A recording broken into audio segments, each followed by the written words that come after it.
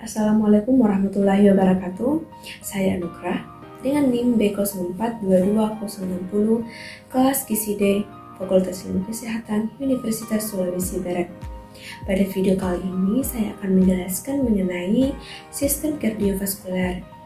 Nah, langsung saja kita masuk ke materinya.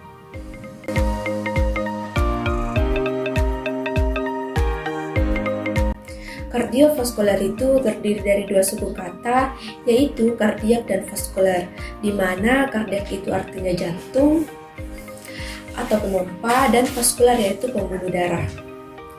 Kardiovaskular merupakan sistem transportasi tubuh atau sistem peredaran darah atau sistem pengedaran berbagai zat yang diperlukan tubuh sekaligus pengambilan zat yang tidak diperlukan tubuh kemudian dikeluarkan dari tubuh. Nah, di sini ada komponen kardiovaskular. Komponen kardiovaskular itu ada 3, yaitu jantung, pembuluh darah, dan darah. Jantung merupakan organ sistem peredaran yang utama. Jantung akan memompa dan mengalirkan darah ke seluruh tubuh. Nah, bagaimana mekanisme peredaran darah pada manusia, serta bagaimana mekanisme jantung darah memompa ke seluruh tubuh? Seperti telah dijelaskan sebelumnya, jantung memiliki 4 ruang, yaitu atrium kiri dan atrium kanan, serta ada ventrikel kiri dan ventrikel kanan.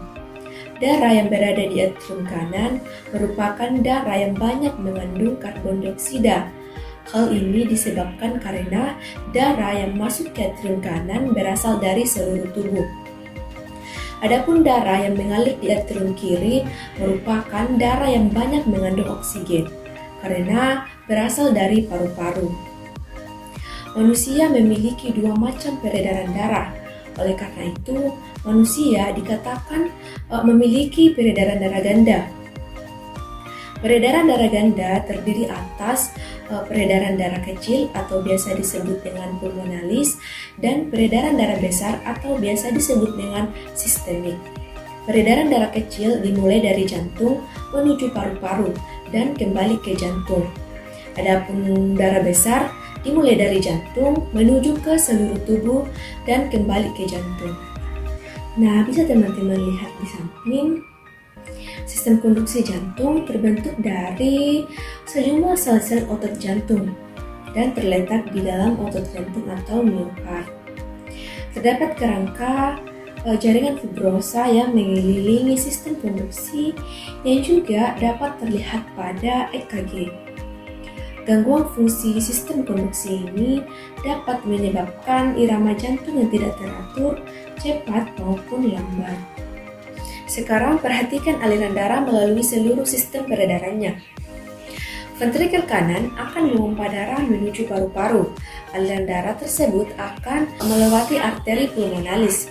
Ketika darah masuk ke dalam paru-paru melewati kapiler, terjadi pertukaran antara oksigen dan karbon dioksida di dalam darah. Hal ini akan membuat darah yang masuk ke atrium kiri kaya akan oksigen. Aliran darah dari paru-paru ke atrium kiri melalui vena pulmonalis. Selanjutnya, darah kaya oksigen akan masuk ke ventrikel kiri. Nah, di sini terlihat bahwa dinding ventrikel kiri lebih tebal daripada ventrikel kanan. Hal ini sesuai dengan fungsi ventrikel kiri untuk memompa darah ke seluruh tubuh. Darah kaya oksigen akan meninggalkan ventrikel kiri melalui aorta. Aorta adalah pembuluh darah terbesar yang bercabang 3. Cabang pertama adalah koronaria yang akan membawa suplai darah menuju otot-otot jantung itu sendiri. Cabang kedua dari aorta akan menuju ke anggota tubuh bagian atas, yaitu kepala, dada, dan lengan. Adapun cabang ketiga dari aorta akan menuju ke anggota tubuh bagian bawah, yaitu perut dan kaki. Pada setiap organ tubuh, kapiler-kapiler berhubungan dengan venula yang akan mengembalikan darah menuju jantung melalui vena. Darah yang kaya karbon dioksida yang berasal dari anggota tubuh bagian atas akan masuk ke jantung melalui vena cava superior. Adapun darah kaya karbon dioksida yang berasal dari anggota tubuh bagian bawah akan masuk ke jantung melalui vena cava inferior.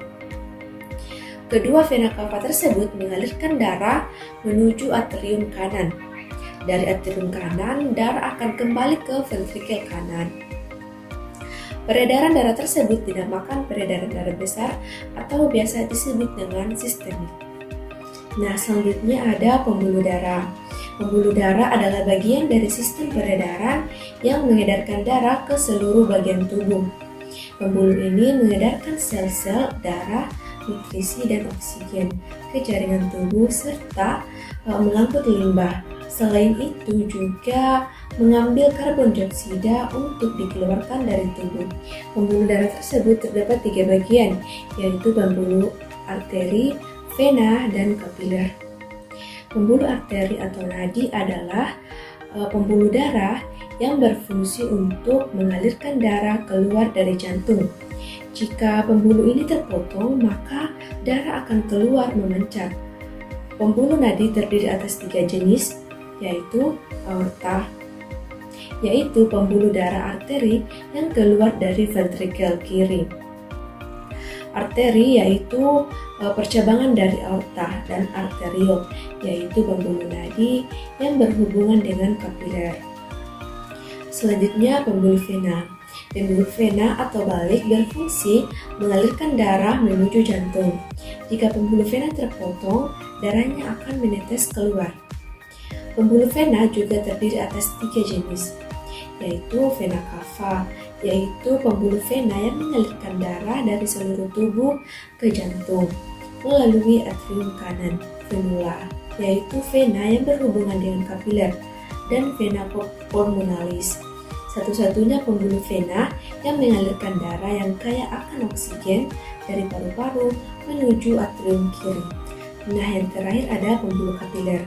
Pembuluh kapiler merupakan pembuluh darah yang sangat halus yang memiliki fungsi sebagai alat penghubung antara pembuluh arteri dan vena. Pembuluh kapiler merupakan tempat terjadinya pertukaran zat antara darah dan cairan jaringan, tempat penyerapan makanan yang terdapat di usus, dan tempat menyaring darah yang terdapat di ginjal. Nah, itulah tadi penjelasan dari saya mengenai sistem kardiovaskular. Semoga bermanfaat ya. Wassalamualaikum warahmatullahi wabarakatuh.